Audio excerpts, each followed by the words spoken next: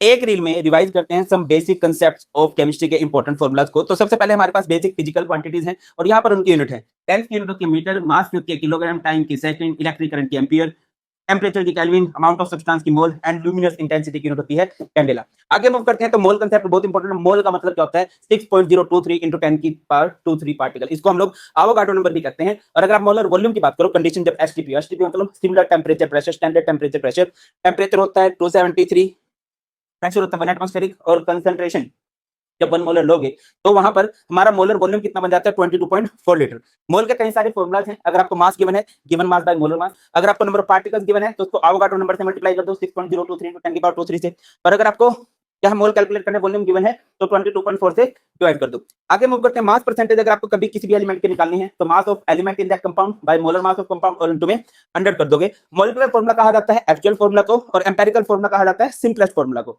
और अगर आपको एम्पिरिकल फॉर्मूला से मॉलिक्यूलर फॉर्मूला निकालना है तो n से मल्टीप्लाई कर दो। और ये n कैसे आएगा? मॉलिक्यूलर मास बाय एम्पिरिकल मास। इसके बाद कुछ कांसेप्ट हमारे सॉल्यूशन वाले होते हैं। सोल्यूट जो लेस अमाउंट में हो, सॉल्वेंट जो लार्ज अमाउंट में हो। मास परसेंटेज क्या चाहिए? Mass of solute by mass of solution into 100।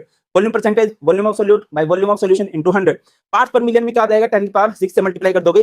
Molarity number of moles of solute in per litre volume of solution, unit बनेगी मोल पर लीटर। और मोलैरिटी का फॉर्मूला क्या होगा? Number of moles of solute by mass of solvent in kilogram और इसकी unit बनेगी moles per KG. Molarity और मोलैरिटी में से कौन सी क्वांटिटी टेंपरेचर डिपेंडेंट है? ये कमेंट सेक्शन में बता दीजिए।